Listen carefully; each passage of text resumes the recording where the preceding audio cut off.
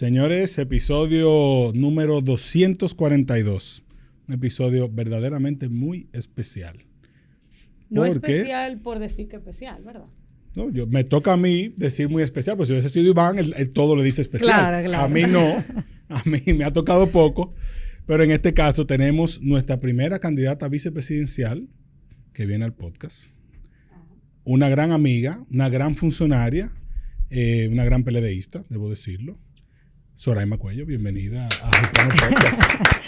Y una infiltrada. Espérate, que esa otra parte viene ahora, la otra parte especial. Bueno, yo muy contenta de estar aquí con ustedes en un día especial, porque el 242, 2 más 2, 4, y entonces si tú le restas el 2, te da el 4 otra vez. Está muy bien, 242, me gustó. Tiene una numerología interesante. En tu episodio número 242, a pocos días de las elecciones presidenciales, donde estoy segura que el pueblo se va a manifestar de manera mayoritaria. Así será, así será. A la gente que vaya a votar, que es lo importante. Así es. Muchísimas gracias por la invitación. Fran y Paola. Paola y Fran, qué bueno estar con ustedes. Bienvenida. Bueno, la segunda parte especial de este episodio, uno es que Iván no está aquí. No sabemos por qué Iván decide no estar cuando hay PLDistas invitados. Importantes. PLDistas importantes, claro, porque yo no fallo en ningún PRMista. Planchó a José Dantes también, Iván, te estamos dando seguimiento. Y además, Paola Almonte va a ser hoy nuestra co-host invitada, que ha sido también en otras ocasiones parte de este piano. Y es de esta familia del principio. Gracias, claro que sí. Yo me siento en mi casa.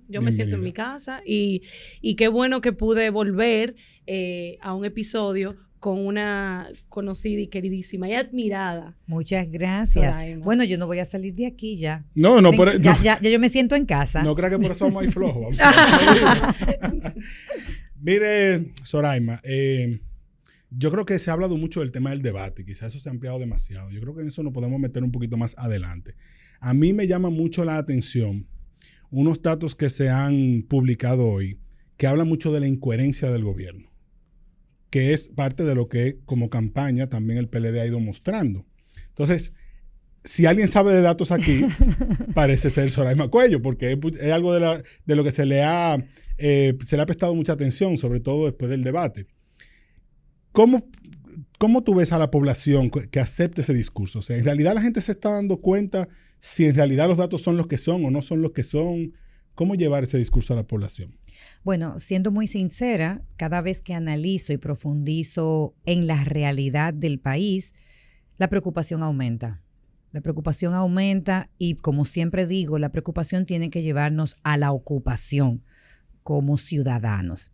Y en ese sentido, en un momento de tanta información pública, vemos mucho desconocimiento de la realidad de lo que está ocurriendo a nivel nacional en áreas tan importantes como la economía, porque realmente tenemos una situación de un manejo del presupuesto público que no es coherente con las necesidades nacionales, donde también tenemos una situación en materia de salud, en el ámbito educativo, en materia de seguridad ciudadana, donde las mismas estadísticas que ofrece el gobierno, que si bien en el caso de seguridad ciudadana no están publicadas en los portales, sus estadísticas muestran que hay un deterioro en relación al 2019, previo a la pandemia. Entonces, cuando uno comienza a analizar y a profundizar de las tendencias que tenemos en este momento y que la ciudadanía definitivamente no esté tan clara, tiene que llamarnos a preocupación. Pero no solamente a preocupación, sino a reflexión adicionalmente. Y yo quiero decir a reflexión porque en una encuesta que salió de la Greenberg, ahí se plantea que el 60% de los dominicanos están sintiéndose inconformes con el ámbito de la seguridad. Entonces tú te preguntas, ¿qué estamos haciendo para que esta situación mejore? ¿Cuáles son las acciones reales del gobierno? Y obviamente entendemos cómo la publicidad pagada nos está manipulando. En el libro que yo escribí de los 7 riesgos de las redes sociales, ser cuidarnos en un mundo tecnológico, una de las grandes amenazas que tiene la humanidad en este momento es el relacionado a las noticias falsas, la desinformación y la manipulación. Y yo creo que ninguno queremos ser víctimas de manipulación y de desinformación. Y hoy lo que yo estoy evidenciando a nivel social es una verdadera manipulación, no solamente de las estadísticas, sino de los discursos muy bien montados a través de anuncios muy bien elaborados, muy bien pagados, obviamente, que están trabajándonos en el inconsciente colectivo, llevando a que la gente entienda que vive una realidad que no existe, en una verdadera ficción. Entonces, esa manipulación es la que nos lleva a entender que no es tal lo que definitivamente nos están queriendo vender. Pero siempre ha estado claro que una cosa es para el ciudadano tener una percepción de seguridad y otra cosa es lo que dice la estadística dura, ¿verdad? Y el gobierno dice, bueno, todos los lunes nosotros vamos a una reunión, que a veces va el presidente, a veces va la vicepresidenta. Siempre está el ministro de la presidencia como que preside el Consejo de Seguridad, ¿verdad? O sea, como secretario del Consejo de Seguridad. Y él sale de ahí diciendo, no, las estadísticas van a la baja, los números indican menos homicidios, menos atracos a mano armada, menos robos y demás. O sea, esos números simplemente no son reales o no están publicados. Bueno, porque serían dos cosas diferentes. Lo primero es que un análisis rápido que yo realicé de una declaración ofrecida por el gobierno decía que al 19 de abril tenían un total de 424 homicidios registrados. Es decir, de enero al 19 de abril, 424 homicidios, sin terminar el mes de abril.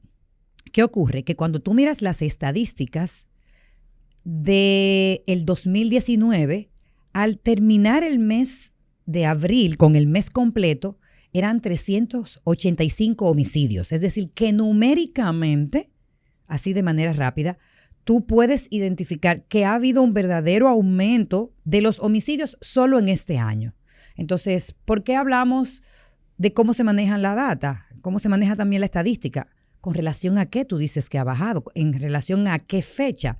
Probablemente en relación al año pasado, pero esa data tampoco la tenemos disponibles en las páginas oficiales. Entonces, yo no tengo conocimiento de con qué se está comparando, pero cuando yo sí comparo con la estadística oficial del 2019 y la que está disponible hasta el 2020, sí vemos un verdadero incremento, porque la tasa de homicidios era de un 9 y ahora el mismo gobierno reconoce que está por encima de un 10. Por lo tanto, es superior a las fechas previas a la pandemia. Entonces, volvemos ahí a preguntarnos, y quiero hacer esta reflexión. Promesas incumplidas. Un plan que se supuso que en 2 años iba a tener resultados específicos. Sin embargo, no lo estamos viendo, no se están evidenciando. ¿Cómo yo puedo seguir confiando en esas mismas personas que me están haciendo diferentes promesas cuando ya, luego de 4 años, nosotros vemos que en sentido general no tenemos ningún logro ni avance en áreas sustanciales y que son altamente demandadas por la ciudadanía? Yo, en lo personal, insisto, creo que entre todos tenemos que hacer una reflexión colectiva. Sí, estoy de acuerdo, pero bueno, voy a poner un caso para aterrizarlo un poco. Yo tengo 33 años y desde que tengo uso de razón, los problemas son los mismos. Seguridad, el problema del agua, electricidad, la canasta, que obviamente puede fluctuar. Desempleo, no hay oportunidades para los jóvenes. Entonces, dicho esto, ok, el PRM tiene 4 años de gobiernos, pero los problemas persisten desde que, vuelvo y repito, desde que tengo uso de razón. No ha habido en los gobiernos, tanto del PLD como del PRD, PRM, políticas públicas contundentes que puedan contrarrestar estos problemas, que hoy en día siguen siendo los mismos. Ahí yo quiero poner un ejemplo rápido de qué implicaciones tiene el retroceso. Tú puedes quedar en estancamiento, puedes retroceder o puedes avanzar como país. Y de manera rápida te puedo poner un ejemplo. nosotros en educación teníamos una situación de cobertura cuando llegamos en el 2012 de aproximadamente una tasa de cobertura de un 45%. De cobertura escolar, en el ámbito educativo, de cobertura escolar. Es decir, porque no teníamos suficiente infraestructura. Nos faltaban escuelas, nos faltaban aulas. Por lo tanto, yo no podía cubrir la cantidad de niños, niñas y jóvenes en edad escolar porque no tenía espacio, no tenía localidades. ¿Qué ocurrió? Que en ese periodo nosotros subimos la cobertura en sentido general, incluso en este caso, te puedo poner este ejemplo de la jornada escolar extendida, la llevamos con jornada escolar extendida a un 64%, ¿verdad? De un 48%. No teníamos jornada escolar extendida, pero teníamos una cosa, es la cobertura. En el 2012 no había jornada escolar extendida. No había jornada escolar extendida. Había desayuno escolar. Había desayuno escolar, pero son dos temas. Uno es la cobertura, otro es la jornada escolar extendida. Y cuando tú lo miras y tú le pasas balance, la cobertura en estos 4 años se ha mantenido a nivel de infraestructura prácticamente igual de como yo lo dejé en el 2019. Entonces ahí yo puedo decir que tengo un estancamiento. Este es un ejemplo de lo que es un estancamiento. Se quedó igual. Pasaron 4 años y no cambió la situación. Hay algunos casos que pudimos haber avanzado y otros que pudimos haber retrocedido, ¿verdad? Entonces, cuando yo hablo de educación, igualmente, yo dejé la jornada escolar extendida en un 64% de cobertura en jornada escolar extendida. En 4 años, esa cobertura pasó a un 70%. Ahí tú tuviste un avance, pero un avance representativo en 4 años de un 7% adicional. Ese es el supuesto avance. Pero cuando miramos las EDES, donde yo he logrado reducir las pérdidas, las llevaba en un 29% de pérdidas, que ahora se incrementa a un 40%, eso se llama un verdadero retroceso. Entonces yo tengo estancamiento, avances y retrocesos. ¿Qué ocurre?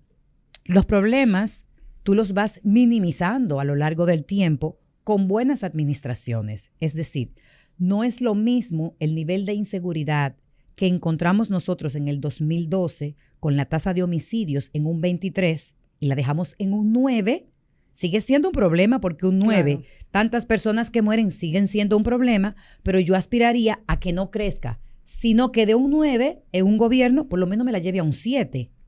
Pero cuando me la lleva a un 11, entonces estoy retrocediendo.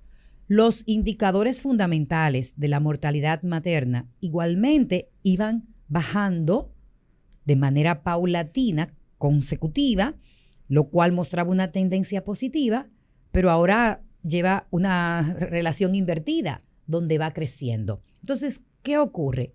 Los países que están en vías de desarrollo, si los gobiernos primero no le dan continuidad a las políticas públicas, a los programas y los proyectos, lo que nos llevan es a un retroceso en temas que nos ha costado mucho dinero, porque primero, cada avance país nos cuesta a todos los dominicanos y las dominicanas, que somos los que pagamos los impuestos, pero que en adición a eso implican erogación de recursos específicos en esos programas. Pero si los retrocedemos en un periodo de gobierno, entonces el trabajo es doble y se pierde doblemente, porque además del retroceso hay que volver a invertir y a sacrificar un sinnúmero de renglones para poder llegar al mismo punto donde yo estaba en el 2020. No sé si me estoy dando a entender. Sí. Es decir, para yo volver a llegar a los niveles en los que estaba en el 2020, no solamente de reducción de pérdidas de las sedes, no solamente en temas de mortalidad materna, no solamente en alfabetización, donde hemos retrocedido, que lo dejamos en un 5.5, el nivel de analfabetismo, y ya va en un 6.5, eso requiere de mucha inversión. Por lo tanto, ahora... también. Claro, continuidad de políticas públicas, de inversión correcta de recursos públicos, de un equipo técnico con el conocimiento de cómo se tiene que hacer el trabajo para que el país siga avanzando, porque al final yo, en la preocupación que les manifesté desde el principio, que me lleva a la ocupación, me lleva también a pensar de dónde vamos a seguir sacando todos los recursos que hacen falta para enmendar todos estos problemas que se han agudizado durante estos 4 años de gestión gubernamental. Definitivamente que hay aspectos que sí podemos erradicarlos, como hemos erradicado un sinnúmero de enfermedades a nivel país, pero eso para ello se requiere de un trabajo consistente y muy bien pensado, muy bien articulado, y en la medida en la que tenemos estancamientos o retrocesos, se van a perpetuar a lo largo del tiempo las problemáticas nacionales. Pero en cuanto a educación, usted menciona la parte de infraestructura, que de una cobertura X subió a un 70%. Para poner un ejemplo. Por un ejemplo. Pero ese no es el mayor problema. Esos, en cuanto a políticas públicas para la formación de esos maestros, ¿qué hizo el PLD al respecto? Hizo muchísimas cosas. Lo primero es que hablamos siempre ¿Y por qué seguimos siendo, dentro de los indicadores de la región, por debajo de la mayoría de los países? Seguimos, creo, no recuerdo si por debajo, estamos batallando ahí contra Haití. O sea, no puede ser. Bueno, lo primero nosotros es con tantos recursos. Que nosotros primero apostamos a calidad educativa. Esto es un aspecto fundamental. Y qué bueno que lo mencionas, porque el 4% para la educación ha implicado una distribución de recursos en diferentes aspectos. Uno de ellos es la cobertura, porque si yo no tengo cobertura, los niños no van a poder ir a las escuelas, porque no van a tener quien obviamente les enseñe ni dónde recibir el pan de la enseñanza. Pero a su vez, la jornada escolar extendida tiene como finalidad fortalecer el currículum, incorporar más tiempo a asignaturas fundamentales como las matemáticas, lenguas, entre otras asignaturas que ahora mismo todavía no se han incorporado. Y de otra manera, nosotros habíamos definido un programa de docentes de excelencia. Se había iniciado en la gestión de gobierno del 2012 al 2020 la contratación de docentes internacionales para la transferencia de conocimientos a los docentes, a los maestros en el país. Este fue un programa que fue descontinuado. Sin embargo, se ha visto cómo este tipo de acompañamientos dan muy buenos resultados, claro, porque al día de hoy tenemos una cantidad de docentes en el aula que requieren de actualización, educación continua, y era parte del programa que se estaba llevando a cabo a través del INAFOCAM y del mismo Ministerio de Educación, un programa de formación permanente. Ahí también estuvimos incluyendo todo lo que fue la revisión del currículum por competencias, de manera que los estudiantes puedan ser competentes en las diferentes áreas del saber, y ni hablar de otros renglones que sabemos que son altamente necesarios, como los de las tecnologías, que en un mundo como el de hoy, nosotros necesitamos que todos y todas manejen perfectamente las tecnologías. Estábamos incluyendo metodologías de enseñanza-aprendizaje con gamificación. Trabajamos fuertemente en laboratorios de robótica, los centros tecnológicos comunitarios. Había un programa masivo que incluía República Digital de la mano, no solamente de entregar dispositivos tecnológicos, sino de tener simuladores y otras herramientas que garantizaran el aprendizaje, porque el objetivo final es que nuestros niños y niñas aprendan. Y para ello estábamos, sentando las bases para las mejoras en el ámbito de la gestión escolar. Esto es un proyecto muy ambicioso, claro, muy amplio. Que se toma tiempo. Y sobre todo que requiere continuidad, que no es lo que ha estado ocurriendo en estos 4 años, porque ahí están los resultados que hemos visto. Pero ese tema de la formación docente tiene un componente que es el ADP, es el sindicato, ¿verdad? Son los mismos profesores que estén dispuestos y que existe esa negociación. ¿Qué haría de diferente un gobierno del PLD frente a la realidad de un ADP, de unos profesores que tienen unas prioridades que no necesariamente sean las que estamos hablando ahora mismo? Porque cuando vemos la protesta, vemos, bueno, vamos a pedir aumento salarial, vamos a pedir mejores reivindicaciones, que pueden merecérselo o no me refiero a eso, sino cómo alinear las prioridades para que eso funcione. Yo creo que los docentes, porque primero lo soy y estoy muy vinculada al área, son conscientes de la importancia que tiene su labor en el aula. Y ellos son los primeros que desean recibir herramientas. Y ahí te pongo un ejemplo. En el día de ayer yo pasé por una feria internacional de Lego con robótica, donde estaban varias escuelas públicas participando y colegios privados, y muchos de los docentes se me acercaban para decirme, mira, aquí los niños son súper inteligentes, son innovadores. Lo que les está faltando son las herramientas. Y nosotros como docentes, en muchos casos, tenemos el deseo de acompañarles en su totalidad, pero no nos llegan los recursos, no estamos recibiendo el acompañamiento correspondiente, entre otras cosas que definitivamente sabemos que son necesarias para el aula, en el aula. Entonces, en ese sentido, lo que tiene que ver con los aumentos salariales, Soraima Cuello es de la opinión que tienen que darse incentivos por desempeño, por resultados. Es decir, mientras mejor resultado yo tengo en el aprendizaje, mejor compensación yo recibo. Por lo tanto, estos esquemas de salario fijo que no motivan un buen desempeño, tanto en el sector público como en el privado, está comprobado que no son los que dan mejores resultados, porque tampoco te motivan a la competencia. Yo quiero ser mejor docente que tú y por eso yo voy a incorporar, yo me voy a formar, yo voy a identificar de qué manera puedo garantizar un mejor aprendizaje con mis estudiantes. Sin embargo, todo el mundo se acomoda en la medida en la que sabe que lo tiene seguro, su salario fijo. Entonces, claro, ahí Soraima Cuello es de la opinión de un salario digno para los docentes, como se merecen, que no tengan que estar en el pluriempleo, que por cierto, se ha tenido que incrementar en el país. Yo misma, tú vives del pluriempleo, todos estamos en el pluriempleo aquí para poder subsistir con, digamos, y sin ser ostentosos con lo que necesitamos para nuestros pagos, sin que nuestros docentes tengan que volverse locos buscando el pluriempleo o llegando en la noche para tener que ponerse a hacer helado para venderlo en su casa. No. Que usted pueda descansar, que pueda vivir de manera digna con un buen salario base, y que en adición a eso se les recompense por el resultado que va obteniendo de sus estudiantes. Es decir, qué tanto están aprendiendo los niños, las niñas y los adolescentes en el aula. Esa es la opinión de Soraima Cuello y que creo que puede acompañarse de otros recursos y mecanismos que también incrementarían la motivación del docente en el aula. Mencionabas anteriormente que esto es un tema de recursos también. O sea, ¿de dónde vamos a sacar los recursos para todo lo que hay que hacer? ¿De dónde sacar los recursos para volver a resolver lo que ya se había resuelto y a mejorar lo que falta por resolver, ¿verdad?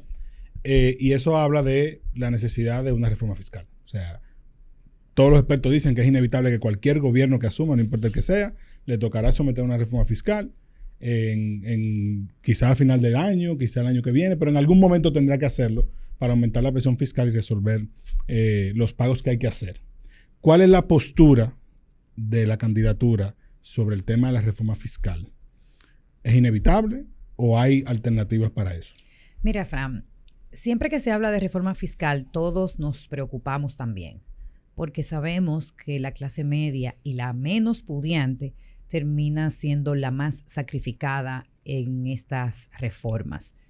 Y de verdad que no es justo que si nosotros no estamos recibiendo servicios básicos de calidad, se nos presione con más pago de impuestos. Sin un salario digno. Sin un salario digno, pero sobre todo, te voy a poner un ejemplo. Es decir, cuando yo veo una oficina de pasaportes con un servicio deteriorado al máximo, con unas filas que dan la vuelta desde por la mañana hasta que cierra esa institución, de verdad que no estamos recibiendo los servicios de calidad que nosotros nos merecemos. Yo no quiero que se me venza el pasaporte, porque la señora fila que hay que hacer, a mí hay gente que me ha tagueado porque yo pasando yo iba pasando frente a pasaporte y yo paso con frecuencia porque vivo ahí cerca. Y a mí me duele, y es de verdad que me duele, a las 12, a la 1, con ese solazo, la gente con sombrilla, con los bordes en la cara, tapándose. Eso no es digno. Eso no es digno. Es más, si usted sabe que la gente va a tener que hacer fila, póngale aunque sea una carpita allá afuera. El gobierno dice que antes se daban 4,000 pasaportes por mes, me imagino, que ahora son 40,000. ¿Es porque la gente puede viajar más o es por alguna otra razón? Pero yo te voy a acabar de responder lo de la reforma, pero ahí déjame decirte, si esa es la tendencia, Lo que yo soy es gerente y yo sé de procesos. De eso yo sé. Usted incrementa el personal, usted mejora los procesos internos y usted le da un servicio de calidad al ciudadano, pero no es posible que nosotros dejamos un servicio completamente en línea, que usted llegaba y usted podía tener un pasaporte en 24 horas y en 48 horas, que un ciudadano que vio mi video me tagueó hace una semana diciendo él mismo que cómo era posible que la próxima cita la tenía para julio.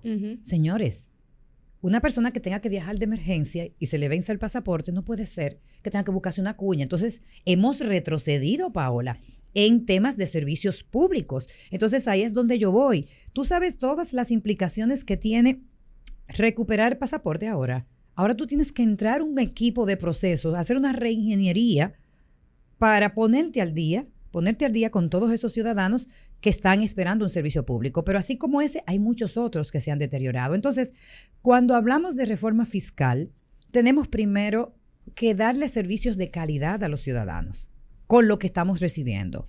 Y lo primero que hay que hacer es a lo interno del gobierno, garantizar eficiencia, hacer racional la nómina pública, que también con mucho pesar hemos visto que se ha incrementado la nómina pública, pero tú te preguntas, ¿por qué se ha incrementado? Cuando, para ponerte un ejemplo, yo la semana pasada estaba en Jima y me dio dolor saber que todavía nosotros hace 4 años dejamos algunas comunidades sin el 911 dentro del plan de expansión y en Jima, 4 años después, no hay 911.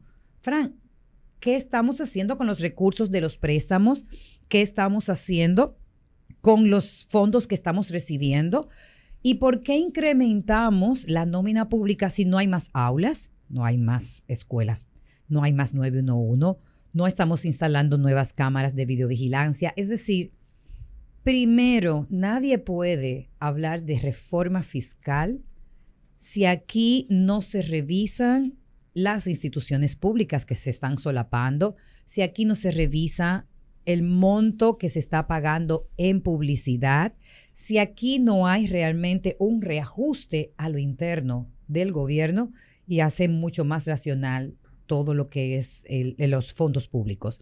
Y ahí también, otro de los aspectos fundamentales, tampoco yo creo que la ciudadanía debería permitirse hablar de reforma fiscal hasta que no se haga eficiente el cobro de las EDES. Esas pérdidas que al día de hoy representan cerca del 50% del déficit que tiene el gobierno, tiene que definitivamente llamarnos también a una paralización nacional en el sentido de que hay que pedirle a nuestras autoridades que ya que están en las posiciones, que regulen y que hagan las cosas de manera correcta, que inviertan los recursos públicos de manera adecuada, que no sigan incrementando la nómina de las EDES, sino que más bien hagan eficiente el cobro del servicio que se está ofreciendo. Entonces, yo en lo personal, y lo quiero decir públicamente, hasta que no vea un cambio real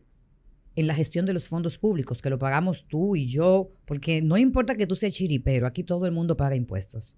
El que dice que no le importa lo que está pasando a nivel político y de lo que hagan los políticos, eso no es verdad, porque a todos nos afecta cuando aquí tenemos un incremento de los precios de la canasta básica familiar, porque aquí a todos se nos puede ir la luz en un momento determinado y pasar una noche en vela, porque aquí un servicio que teníamos funcionando de ruido, que ahora tú llamas al 911 y nunca llega, también nos afecta. Esos son servicios públicos que todos recibimos en algún momento. Y cualquiera de ustedes también tiene algún conocido que necesita ir a un hospital público, alguna persona conocida que necesita ir a una escuela pública, y todos son servicios públicos. O que necesita un pasaporte, tan simple como eso. Entonces, hasta que no tengamos, señores, un compromiso de las autoridades con mejorar el uso de los recursos públicos, hemos hablado mucho de la calidad del gasto público, no podemos hablar de reforma fiscal. Mi posición es esa. Tú y yo en algún momento estuvimos trabajando en la macroestructura del Estado. No, te iba a preguntar de eso justamente porque el presidente Abinader, creo que fue ante la Asociación de Industria, no recuerdo cuál, dijo que entre su plan está eliminar 8 o 9 instituciones Y de hecho, tengo ¿Y por entendido qué que no las ya ha hay un eliminado proyecto. en estos 4 años? Ellos dicen que han eliminado instituciones. ¿O no la han eliminado? Pero ¿cuáles han eliminado? Porque eliminaron la La OISOE, OISOE eliminaron la y OISOE, Ajá. pero aquí estamos hablando de instituciones relevantes que ellos incluso han creado nuevas instituciones. Es decir, El Ministerio de no, la Vivienda. crearon otras instituciones. Entonces, cuando tú miras, si la has eliminado y la nómina se ha incrementado, ¿de qué me sirve? Cambiarla simplemente de nombre, como yo he visto que han hecho con muchísimos programas, así no. Es decir, estamos hablando de que en verdad se haga una reestructuración del Estado, de esa macroestructura. Yo hice ya la propuesta hace unos días de unificar la Dirección General de Impuestos Internos con Aduanas, que no solamente representa una ¿Por qué? mejora a nivel, porque eso representa una mejora de las recaudaciones, porque hay mucha evasión. Es decir, cuando alguien trae mercancías y no está, por ejemplo, un extranjero y no está registrado, no tiene una cédula, se inventa un RNC o lo saca a nombre suyo como extranjero, es muy difícil que la Dirección General de Impuestos Internos pueda darle el seguimiento a toda esa mercancía que está trayendo, cuándo la vende, cómo la vende, y no se recauden en los impuestos correspondientes. Entonces, cuando tú unificas el sistema tributario con el aduanero, tú haces muchísimo más eficiente las recaudaciones del Estado y también mejoras los ingresos. Entonces, esas son instituciones que a nivel internacional se han unido y se han visto los O sea, resultados. hay ejemplos de otros países donde Hay eso ejemplos pasó. de otros países y ya el equipo nuestro de técnicos y economistas ha realizado algunos ejercicios y es impresionante las mejoras que se pueden obtener a nivel de ingresos por, como te comento, las evasiones que se pueden dar en ese sentido. O, no que se pueden dar, que se están dando. La mayoría de los casos de fiscalización que se han venido dando en estos últimos días es producto de que se ha hecho un trabajo conjunto de la Dirección General de Impuestos Internos y la Dirección General de Aduanas. Entonces, pero así como esas, nosotros estamos hablando de que tienen que llevarse a cabo reformas profundas, reformas Bueno, estructurales. Yo conocí a Soraima. De manera innovadora, Fran, porque no estamos siendo innovadores. Aquí se le ha dado continuidad a algunas de las iniciativas que teníamos en el Partido de la Liberación Dominicana, pero muchas otras lo que hemos hecho es retroceder. Y perdona, Paola, yo conocí a Soraima, no voy a decir hace cuántos años. Tú y yo somos dos niños. Porque me pongo viejo yo, ella no, ya estoy igualita. Exacto. Justamente hablando de la macroestructura del Estado, que Así había un es. proyecto del CONARE Así que es. disminuía los ministerios, creo que de 21, en una primera etapa 18, luego en una segunda etapa 14. Así es. Eso de verdad es posible, porque como que a todos los gobiernos se le ha hecho muy difícil. Mira, claro, Se dice, pero no se hace. Claro. claro que es posible, Fran. Y en muchísimos países se ha realizado. Lo que pasa es que yo pienso que hay áreas que nosotros tenemos que despolitizar. Y una de ellas es, por ejemplo, la educación. Aquí hay que sacar la política de la educación. Y de lo que es el Estado como Estado, también nosotros abogamos por la profesionalización del servicio público y por la eficientización de los servicios con una mirada a calidad, con una mirada a una gestión por resultados. Y cuando hablamos de una gestión por resultados, es que también el presupuesto se asigne en función de resultados y de impacto real que están teniendo los ciudadanos. Entonces, yo estoy convencida de que eso es posible, pero completamente convencida. Yo, Soraima, ahora quiero relajar un poco el ambiente, vamos a soltar, porque tenemos que aprovechar esta personalidad tan charming que Ay, tan tiene linda. Soraima. Muchísimas gracias. Tú sabes que yo estoy hoy un poquito así como Aturdida. pensativa. No, muy pensativa. ¿Por qué?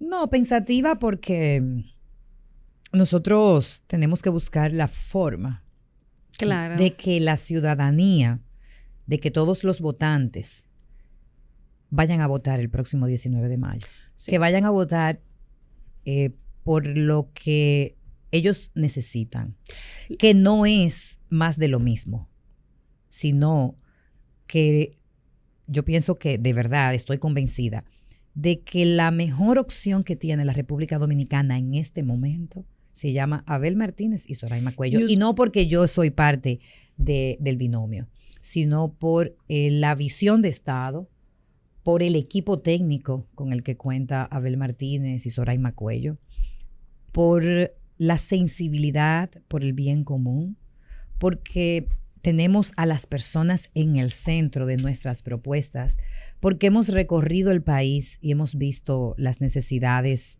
de las grandes mayorías y porque estamos viendo las encuestas también de cómo la gente está viendo que el país no va por buen camino. Entonces, si la gente lo ve, lo sabe y no está conforme, ¿qué está pasando con el PLD? Que sabemos lo que ha pasado, los sucesos que han acontecido, los temas, los casos de corrupción, ante la opinión pública, el partido no va para ningún lado. Entonces, ¿cuál sería la solución para arrancar ese problema de maíz? Tu opinión. Mi opinión. Mi opinión, y como ciudadana que soy, ¿usted entiende que Danilo Medina tiene que salir de la ecuación? Mira, Para poder y integrar esas caras nuevas y esos jóvenes profesionales talentosos que hay a lo interno para que el país, a la hora de ejercer su derecho al voto, no le pulse no le pulse para marcar la no le casilla. tiemble No le tiemble el pulso, no le tiemble el exactamente. pulso. Bueno, la verdad es que el único partido que está dando demostraciones de renovación es el Partido de la Liberación Dominicana. La gente no lo percibe así. Vamos a ver. Abel Martínez nunca había sido candidato a la presidencia de la República, es decir, no está corriendo por una reelección, ni había sido presidente como es el otro candidato. Pero es una cara Entonces, muy conocida del PLD de hace muchos años. Primero, con una buena gestión como alcalde en Santiago. Primero es un joven sobresaliente y yo apuesto a que tú hagas carrera pública, es decir, a que tú vayas pasando eslabones. ¿Por qué lo digo? Porque yo dije hace un momentito que yo lo que soy es gerente.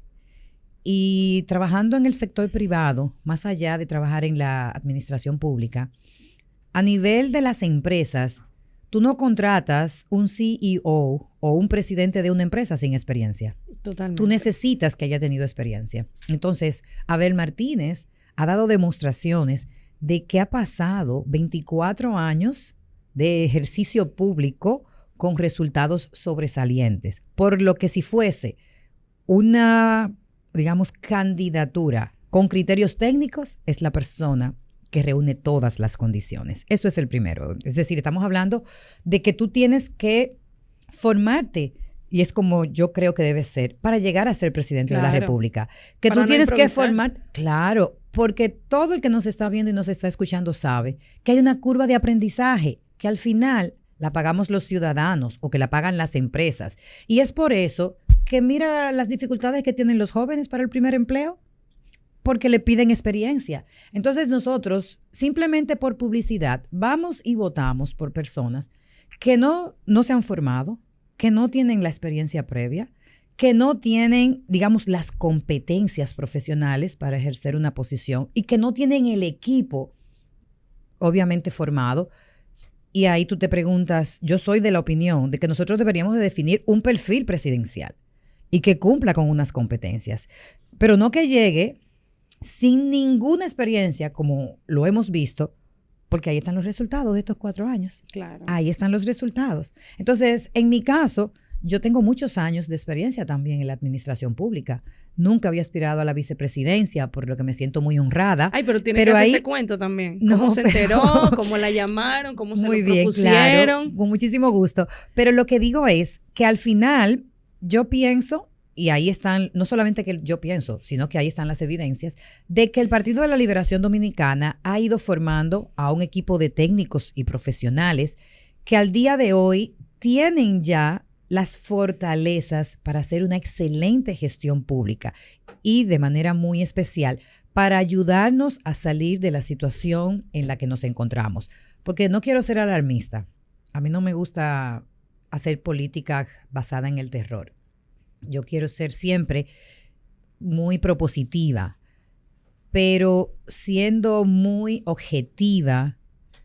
Si el partido de gobierno se mantiene en el poder, los próximos 4 años van a ser muy tristes para la República Dominicana. Van a ser demasiado dolorosos. Oigan bien, yo sé que se va a quedar grabado y lo digo con conciencia y con conocimiento de causa. Si el PRM se mantiene en el poder, los próximos 4 años van a ser muy duros para la clase media y las personas más necesitadas. Sorayma, yo te conozco desde hace tiempo, entonces tu talento yo lo conozco. Por eso cuando aquí se hizo un debate con Casals y con Noelia, el día antes, el mismo día del debate vicepresidencial, ustedes hicieron un... hablábamos del debate de la noche anterior. Entonces cuando dijeron, bueno, y el debate de hoy, yo dije, no, Sorayma va a romper. No, pero que eso no es verdad, eso que yo, yo la conozco, yo sé que ella le va a ir muy bien. Muchas gracias, y fue Frank. así. La sorpresa. Por eso para mí no fue una sorpresa, No, aunque sí para la sociedad. Ante la opinión pública y los medios, la sorpresa de la noche fue Sorayma Cuellar. La pregunta es si, porque para mí fue así, pero quiero saber si para ti también lo fue, si esa noche nació Sorayma la política.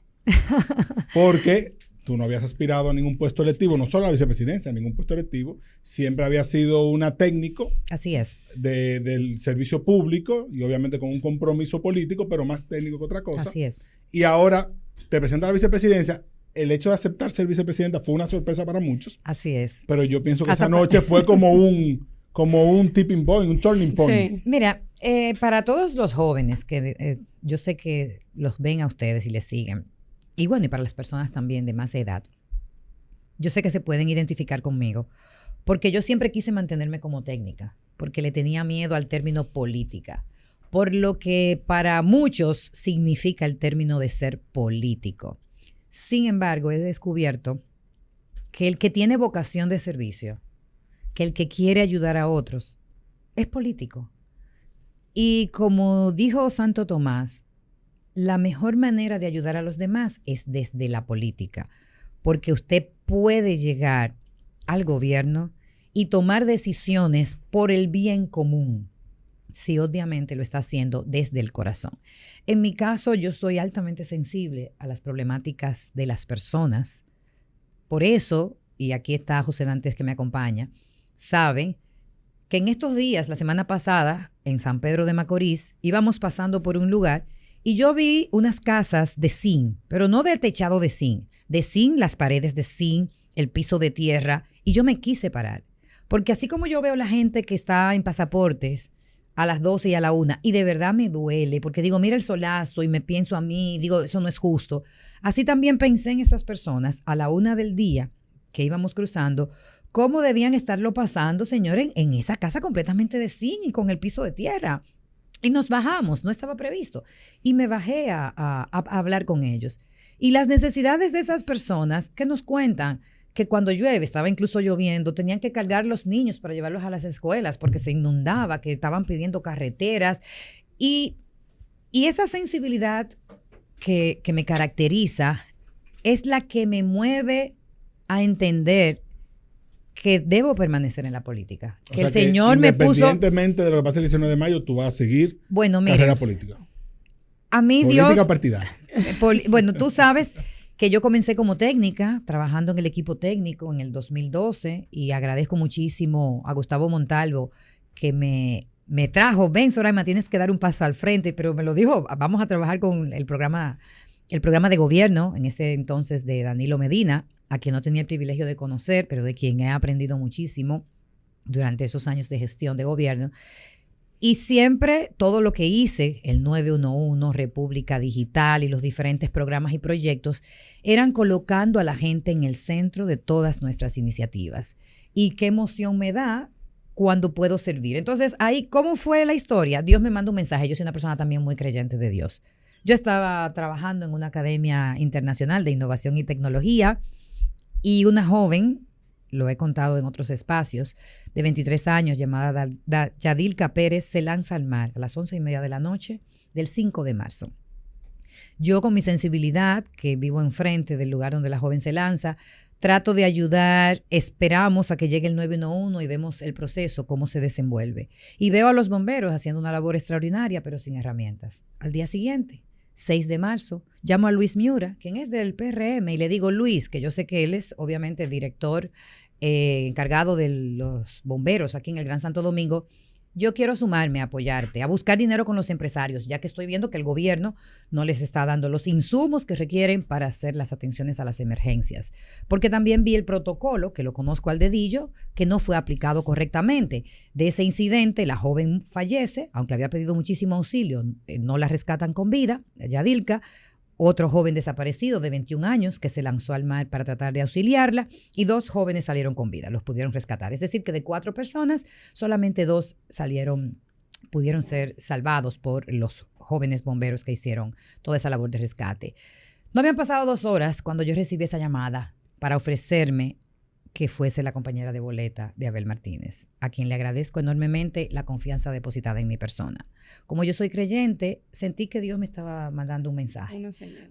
Sí, una señal. Porque yo sigo ayudando, porque el que le gusta servir sirve desde diferentes lugares donde se encuentre. Desde la Academia Internacional, desde un club de lectoras que tengo, donde promuevo el desarrollo de la mujer, que tiene ya 6 años trabajando para que la mujer dominicana desarrolle su máximo potencial, y desde diferentes puestos, desde el Círculo de Cultura Democrática, haciendo análisis de políticas públicas y de situaciones de movilidad, de salud, entre otras, porque también soy investigadora, pero con la intención también siempre firme de hacer propuestas de soluciones. Y ya en este momento entiendo que Dios me quiere aquí para ser voz de tanta gente que no es escuchada, porque cada día se ratifica más que estamos dejando sin voz, sin visibilidad, las necesidades nacionales. Y se les está ocultando a través de mucha publicidad pagada, se nos está manipulando, y quiero ser enfática en este sentido. Y como yo soy una justiciera de personalidad desde muy joven, no me gustan las injusticias, estoy en el lugar correcto y con la gente correcta. Y muy agradecida de Dios de esta oportunidad, por lo que sí van a tener a Soraima Política por largo tiempo. Excelente. Pero no me dijo que respondió a esa llamada. Bueno, yo pedí un tiempo. Lo primero que respondí fue, muchísimas gracias. No, ¿Quieres ser mi compañera de boleta? No, eso no fue así. Paola, espérate, porque eso no es tan Hay rápido. Las formas. No, claro. Yo estaba en un entrenamiento de inteligencia artificial en ese momento, que cuando salí ya lo tenía ¿Cómo previsto. que tú haces tantas cosas? ¿Con qué tiempo? ¿Con qué tiempo? Yo he hecho la certificación. Esposa, madre, abuela, ¿verdad? Docente. Sí. Docente, o sea, yo sé que hace muchas cosas. Sí, hago muchas cosas. Bueno, tú sabes que soy deportista. También. Yo soy medioambientalista. Bueno, gracias a Dios. En una de todas esas cosas te llamaron. Me llamaron, cogiendo clases de inteligencia artificial, que esos son los temas. Señores, para la juventud, nosotros vamos a llevar mucha innovación, inteligencia artificial al gobierno de Abel Martínez y Soraima Cuello. Así que ya ustedes saben, va a ser una verdadera transformación del país, recuperando el sueño dominicano. Bueno, pues entonces me llaman. Yo digo, es urgente porque estoy en un entrenamiento. Sí, salga, que es urgente. Y cuando yo salgo, Danilo Medina me saluda y me dice que me va a poner con Abel Martínez. Pero fueron los dos. Entonces me pone Abel Martínez. Y, en speaker. Bueno, yo no sé si estaba en speaker, pero me pasa la llamada y él comienza a valorar mi trabajo, mi responsabilidad, mis resultados comprobados, porque para Abel Martínez, que es un gerente también con resultados comprobados, era muy importante tener una compañera de boleta que le acompañara a implementar esa gran obra de gobierno que él tiene previsto realizar en nuestro país. Y cuando me lo dice, yo estoy, mire, ya tú sabes, quedo en shock, muy agradecida. Pero le pido un tiempo para hablarlo con mi familia y llegué a mi casa dando gritos. Dando gritos que la señora me dice de que fue que se murió alguien, porque yo, ¿cómo y ahora qué hago? Porque de verdad demasiadas preguntas, me imagino. Sí, y también yo soy una ¿Sintió persona... miedo? Mucho miedo. Sí. Mucho miedo. ¿Miedo a qué? Miedo a muchas cosas. Primero, yo estaba en proceso de proyectos personales en los cuales creo, como por ejemplo esa Academia Internacional de Innovación y Tecnología, queriendo apostar a la juventud y al desarrollo nacional. Segundo, estaba en un programa de radio con Yagna Tavares, es decir, con varios proyectos como asesora en empresas privadas en ese momento. Es decir, yo mantengo las picotas. El pluriempleo. Óyeme, como asesora en varias instituciones, empresas, mi proyecto, mi emprendimiento, que soy muy emprendedora, así que entiendo a los emprendedores y vamos a hacer muchas cosas por los emprendedores, comenzando por quitarle ese anticipo y facilitar el pago de los impuestos, que eso es importante, muy importante. Bueno, y entonces es primero, ¿y qué va a pasar con todos mis proyectos? Pero también era como ese sentir de el bien mayor. Yo soy muy creyente, como ya he dicho, y en todo amar y servir, decía San Ignacio de Loyola. Y mira, me emociono mucho, porque al final uno termina poniendo de lado sus proyectos personales por el bien mayor. Y yo creo que el país en este momento necesita gente de verdad con compromiso. Que le duela. Exactamente, que le duela el país. Yo he visto, porque no es un sentir, yo he visto que hay mucha gente que nos ha engañado, que me ha engañado a mí también. Me siento decepcionada de tanta gente que yo pensaba que de verdad le dolía el país. Pero me he dado cuenta, y quizás por eso hoy vine un poco más afectada, de que lo que le duele es su propio interés y su propio bolsillo. Entonces, dicho eso, señores, vamos a identificar quiénes son realmente los que sí están preocupados por tu patria, por esta que es de todos, que nos duele a todos. Yo sé que ustedes también se han decepcionado en algún momento de sus vidas. Yo en lo personal lo estoy en este momento, al día de hoy, de mucha gente que yo pensaba que tenían otros valores, que nos unían las lealtades, que nos unía la patria, que nos unía la clase media, el emprendimiento, esa mujer trabajadora, esa madre soltera, esos jóvenes que quieren echar para adelante. Pero que cuando yo veo Fran Olivares, que no es verdad, que lo que le dolían era o el poder o un cargo público, la verdad es que Dios les acompañe. Tú sabes que si tuviésemos un grupo de Patreon, alguien dijera taguéalos. A ver quiénes son. Etiqueta y protocolo, Franchi. Claro, no, es de verdad. No, Dios, si es un nombre, dilo. No, hay mucha gente. Ustedes los ven y están ahí, señores, son públicos. Todos los días sale. Son públicos, claro. son públicos. Lo que pasa es que a uno no les cree más que a otros. Entonces, definitivamente, aquí estamos luchando por nuestro país. Claro, Soraima, mira, no me quiero ir sin preguntarte, bueno, aprovechar el espacio, porque algo que le preocupa a la comunidad de Patreon y a esta comunidad tan linda de Gepiano es el tráfico. ¿Cuánto tiempo invertimos en tráfico, al estrés que nos sometemos cuando salimos con ahogados, que vamos a llegar tarde, que el colegio, o sea, el tiempo, el tiempo nuestro se ha visto comprometido en un vehículo. Pero esas son de las cosas que han retrocedido, Paola, pero en gran escala. Nosotros dejamos un plan de movilidad urbano sostenible que incluía una mirada de los motoristas, de los peatones, que incluía, óyeme bien, 10 corredores listos. Nosotros dejamos reglamentos, nosotros dejamos un programa hecho, trabajado técnicamente, que no se ha implementado en 4 años. Entonces tú me dices, pasó un año. Pero se implementó en la gestión pasada. Nosotros, óyeme bien, nosotros trabajamos todos los estudios técnicos. Creamos el Intran, unificamos ahí 5 instituciones. Uh-huh. Aperturamos la Escuela de Educación Vial, a la que no se le ha dado seguimiento, a la que dejamos listos un sinnúmero de reglamentos ya incluso en vistas públicas que ni siquiera se han aprobado, porque ahí es donde entra también mi reflexión. Señores, son 4 años, no son 2 días que han pasado, son 4 años. Entonces, cuando yo veo que implementan 3 de los corredores que dejamos listos, que además han implementado esos 3, de 10 que ya habíamos trabajado, no sacan las chatarras. Tú dices, lo implementan a medias. Y al final, esas mismas chatarras se van para otro sitio, para otro corredor, y siguen dificultando el tráfico. Entonces, termina uno entendiendo que lamentablemente hemos retrocedido en el tráfico. ¿Qué es lo que tenemos? Aquí en el Gran Santo Domingo, de manera puntual, todos los vivimos diariamente. Y ustedes me pueden buscar en espacios públicos donde lo he dicho. Yo estaba loca por comprarme un motor. A mí no me han dejado. Sí, no, de hecho, muchos jóvenes están optando por montarse en un motor. Atención, de verdad. No, yo de verdad lo había pensado. Y mi familia me ha detenido. ¿Por qué?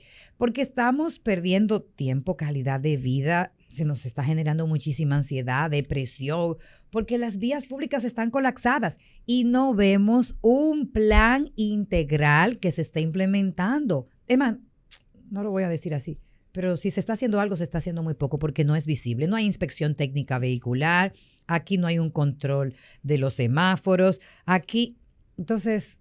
Pero en el debate, la respuesta de la vicepresidenta Raquel Peña es... Estamos trabajando. Y que no son de planes. Hubo un par de momentos, digamos, interesantes, picantes, sazonados en el debate. Que que la gente ya los vio, no hay que hablar No hay mucho que de entrar eso. en detalles. Pero sí me gustaría saber qué pasó después del debate, porque como que la vicepresidenta Ella se salió fue. un ¿Qué poco pasó ahí? ¿Por qué rápido. ella se fue? ¿Ustedes han Estoy vuelto a haciendo la hablar? pregunta que hubiese hecho Julio, ¿eh? Ustedes Mira, han vuelto a hablar la verdad después es que yo le tengo mucho respeto a Raquel Peña. Ella lo sabe, la aprecio. Y antes de entrar en el debate, yo le comenté que ella tenía que saber que yo iba a presentar cosas con las que obviamente no estaba de acuerdo con el gobierno. O sea, que la advertiste. Yo la ¿Y advertí. qué ella le Te dijo? pusiste adelante. Yo la advertí, no, porque yo soy una persona muy ética, muy íntegra. Y si tenemos una relación personal, yo quise decírselo. Quise decírselo. Entonces ella lo sabe. Y otros funcionarios del gobierno también me conocen y saben que yo, tanto de manera privada, sobre todo privada, he hecho recomendaciones por el bien del país. Porque aquí de lo que estamos hablando no es de un partido de gobierno. Aquí estamos hablando de lo que es de todos. Y que si yo técnicamente identifico que hay debilidades y cosas que se pueden hacer mejor, yo se los voy a recomendar y no tengo que hacerlo ni siquiera público. Y ellos saben quiénes son porque me había reunido con ellos ¿Ustedes antes saben de... quiénes son? Ellos saben porque yo me había reunido con ellos antes de esta candidatura y le había hecho un sinnúmero de recomendaciones con la mejor de las intenciones, porque al final, cuando yo salgo a las calles y me siento insegura porque me van a atracar o porque uno de mis hijos va a tener una dificultad, es porque yo vivo aquí, yo quiero que el país esté seguro. Entonces, nada de lo que yo estoy haciendo es por demagogia, nada de lo que yo estoy diciendo es porque, no, porque yo soy la mejor. No, es porque podemos hacerlo mejor. Yo estoy segura de que lo podemos hacer mejor. Entonces, en definitiva, con el respeto que ella sabe que yo le tengo, sería irresponsable de mi parte si no doy las alertas que corresponden, de manera privada, como lo he hecho, y de manera pública. Entonces, todos los que queremos un mejor país, por responsabilidad, tenemos que levantar nuestra bandera, tenemos que levantar nuestra voz y de manera específica, señores, ir a votar el 19 de mayo, porque después de 4 años, el balance no es positivo, lamentablemente. Tenemos retrocesos en prácticamente todos los indicadores nacionales. Y óyeme bien, Fran, lo que tanto se criticó en la oposición es lo que más se ha hecho en esta gestión de gobierno. ¿El qué? Pero todo. Etiqueta y protocolo. No es todo. Ahí están los datos y ahí están los videos. La gente lo vive subiendo. Pero si yo te preguntara 2 cosas que se han hecho bien, porque en realidad debe haber algo que se haya hecho bien. Yo puedo decir algunas cosas, no muchas. No, pero... yo creo que el turismo no ha retrocedido. En el turismo hemos tenido avances, se le ha dado continuidad a un sinnúmero de proyectos que ya se tenían. Y el turismo, aunque se puede seguir todavía ampliando mucho más y diversificándose, que es parte de nuestro plan, ahí hay luces, hay más luces que sombras y ese es un aspecto que tenemos que resaltar definitivamente. Bueno, yo creo que la verdad que ha sido un episodio bastante interesante. Enriquecedor. Claro, no, de eso yo no tenía duda tampoco, porque no, lo que pasa es que, como decía anteriormente, yo conozco a Soraima, sé que conoce mucho el Estado. Incluso cuando algunas personas que vieron el debate cuestionaron que de dónde tú sacaste todos esos datos, yo le decía, señores, de verdad ella se lo sabe, porque ella Soraima, le hago. Bueno, pero tú sabes que yo investigo, a mí me gusta. Por eso digo, yo soy investigadora. ¿Te preparaste? ¿Con qué No, tiempo tú quieres, de antelación? pero déjame decirte algo. A mí hay gente que me estaba relajando al día siguiente, que dije que si yo tenía en la pollina un chivo. Para cerrar de manera cómica. No, lo que pasa es que la preparación viene también de muchos años de experiencia, de que a mí me gusta hablar con evidencias. Yo no soy una política, en este caso, que voy a estar haciendo juicios de valor sin fundamento. Y lo más importante, señores, mi carrera profesional de más de 25 años de experiencia, yo no la voy a echar por el suelo por decir un dato que no es correcto. Claro. Es decir, al final, todos seguimos aquí, después del 19 de mayo hay vida, e imagínense ustedes que yo salga a hablar mentiras. Aquí estamos todos. Yo voy a perder mi credibilidad por hablar mentiras. Eso bajo ninguna circunstancia. Lo que yo soy, se lo debo a mucho esfuerzo y sacrificio, y lo voy a cuidar a como dé lugar. Es decir, que siempre voy a hablar con fundamento, y todo lo que he comentado aquí tiene fundamento. Y bueno, al día siguiente salió el Diario Libre ratificando la Sí, estadística que yo había ofrecido, porque todo es público, lo podemos incluso buscar en línea. Atención. Yo había venido trabajando muchísimos de estos aspectos, porque uno de los temas que a mí más me preocupa es también cómo el índice global de gestión del talento, no de gestión, global de competitividad del talento, también se está deteriorando. Y eso, aunque para muchos no es importante, implica una desmejora de nuestras empresas, implica una desmejora en la competitividad nacional y hasta de la inversión extranjera, es decir, porque es un círculo. Sí. Y ahí es donde conecto con la parte de la educación. Si nosotros no tenemos personas formadas, competitivas, y todo eso yo, porque lo he estado estudiando, lo he estado analizando desde hace ya bastante tiempo y le doy seguimiento a cómo van los indicadores, entonces al final tú dices, wow, no vamos por buen camino. Esa es la conclusión. Atención, Raúl Vaz, que te puse los datos y todavía no me ha respondido. Ay. Finalmente, ¿de quién es Burocracia Cero? ¿De quién es? Señores, yo les recomiendo que entren porque nosotros tuvimos un proyecto muy ambicioso que trabajaba lo mismo, solo con un cambio de nombre, se llama RD Más Simple. Lo pueden buscar, RD Simple. Y ahí están. Claro, que incluso no fui yo que lo comencé, eso lo comenzó Rafael Paz, cuando estaba como director de competitividad, cuando él estuvo como director. Eso del Partido de la Liberación Dominicana. Siempre hacemos una recomendación, libro, película, podcast. Yo sé que quizás en la campaña no te da tanto tiempo, pero una recomendación para los... Bueno, pero tú sabes que yo... a ella aparentemente el tiempo le alcanza bastante, porque hace de todo. Bueno, mira, yo tengo un libro que me lo regaló un cliente de Ray Dalio, que se llama Principios. Principios. Ese libro yo lo recomiendo, es de uno de los hombres más ricos de los Estados Unidos. Para mí es una Biblia. Le agradezco a mi cliente, que él también tiene un club de lectura dentro de su empresa, y como él sabe que yo leo y promuevo la lectura, lean ese libro, Principios, cómo usted crece basado en principios. Y hay otro que es de Colin Powell, que se llama también Colin Powell, que yo nunca pensé que iba a leer un libro de Colin Powell y que lo iba a recomendar y que lo recomiendo mucho se llama Principios que funcionan en la vida y en el liderazgo. A todo el que quiere hacer gestión pública, léalo también. Pero el de Principios de Ray Dalio es una joya para todo el que quiere emprender, todo el que trabaja, para todo el dominicano que desea echar para adelante. Yo lo recomiendo. Ray Dalio, Principios. Bueno, gracias, Soraima. Te esperamos pronto otra vez por aquí. Volveré como vicepresidenta, así que ya ustedes saben. Yo espero que sí. Así será. Yo cuento con eso. Gracias a ustedes por la invitación. Nos vemos el próximo.